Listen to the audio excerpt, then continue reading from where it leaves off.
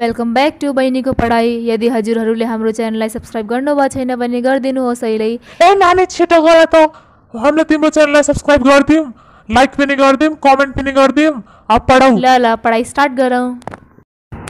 Today I am going to discuss with you some important questions of additional reading. First, American values and assumptions from the New Direction book.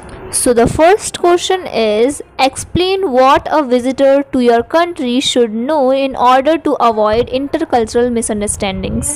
So हाम्रो first question यो हो कि intercultural मिसअन्डरस्ट्यान्डिङ्स means अन्तर सांस्कृतिक गलतफहमीबाट बच्नको लागि तपाईको देशको भिजिटर्सलाई के थाहा हुनुपर्छ भनेर एक्सप्लेन गर्नुहोस्. So the answer is, intercultural misunderstanding or conflict may arise whenever there are cultural difference. There happen misunderstanding or conflict between different nationalist, religious or ethnic groups. Same thing may happen if foreigners come to our country to visit if there is difference between the cultures. So, to avoid such cross-cultural misunderstanding or conflict, first of all, visitors should have knowledge about Nepali society, norms, assumptions and beliefs. After only we can avoid intercultural conflict and they can easily adjust in Nepali society. Otherwise, they will have adjustment problem. अब मैले हजुरहरूलाई यस आन्सरको नेपालीमा अर्थ बुझाउने छु. So cultural difference हुँदा अन्तर सांस्कृतिक गलतफहमी मिन्स इंटरकल्चरल मिसअन्डरस्ट्यान्डिङ वा कन्फ्लिक्ट उत्पन्न हुन सक्छ. कन्फ्लिक्ट भनेको द्वन्द्व. विभिन्न नेसनलिस्ट मिन्स राष्ट्रवादी, रिलिजियस मिन्स धार्मिक र एथनिक भनेको जातीय ग्रुप्सहरू बीच मिसअन्डरस्ट्यान्डिङ वा कन्फ्लिक्ट हुन्छ. हाम्रो देशमा विदेशीहरू आएर संस्कृति फरक भए पनि त्यस्तै हुन सक्छ. त्यसैले क्रस कल्चरल मिसअन्डरस्ट्यान्डिङ मिन्स अन्तर सांस्कृतिक भ्रम वा कन्फ्लिक्टबाट बच्न सबैभन्दा पहिले भिजिटर्सहरूले नेपाली सोसाइटीको नर्म्स, अजम्पसन्स र बिलिफ्सहरूको बारेमा ज्ञान हुनुपर्छ. त्यसपछि मात्र हामी इंटरकल्चरल कन्फ्लिक्टबाट बच्न सक्छौँ र नेपाली समाजमा सजिलै एडजस्ट गर्न सक्छौँ. अदरवाइज एडजस्टमेन्टमा समस्या हुनेछ. So the second question is, what is the main point Elton makes in the reading? Eltonले रिडिङमा मुख्य बिन्दु के बनाउँछन्? So the answer is, Gary Elton contends that cultural variations exist in values and assumptions relating to human nature, social relationships, activity, time, and people's relation to nature. He maintains that this can cause problems when individuals from different parts of the world interact. Elton's main point is to introduce visitors to the United States to the predominant to minimize intercultural tension and misunderstandings. So second answer मा Gary एल्थनले human nature, social relationships, activity, time र नेचरसँग मानिसहरूको रिलेसनशिपसँग सम्बन्धित values र अजम्पसन्सहरूमा cultural भेरिएसन्सहरू means सांस्कृतिक भिन्नताहरू exist भनेको अवस्थित छन् भनी तर्क गर्छन्.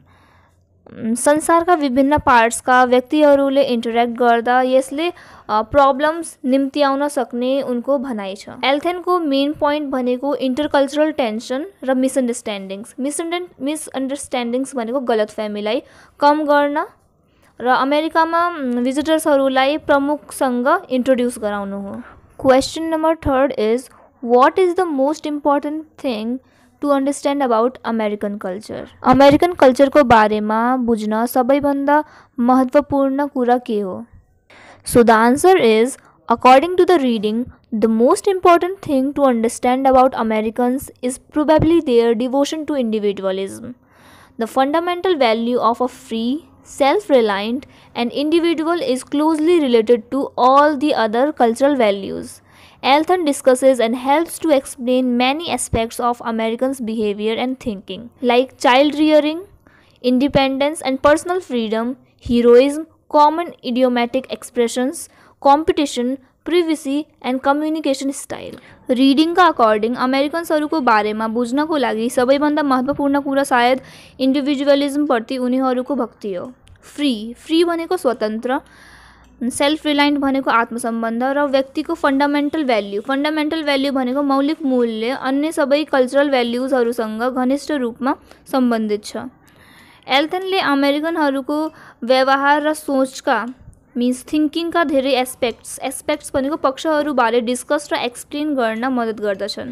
जस्तै चाइल्ड रियरिङ भनेको बाल पालन पोषण।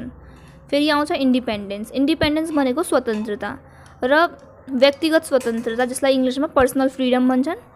हिरोइज्म भनेको वीरता। Common idiomatic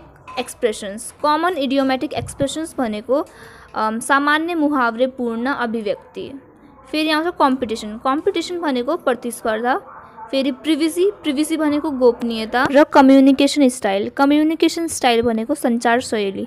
question number 4 is how does the main idea relate to other ideas in the reading? रिडिङमा अन्य विचारहरूसँग मुख्य विचार कसरी सम्बन्धित छ?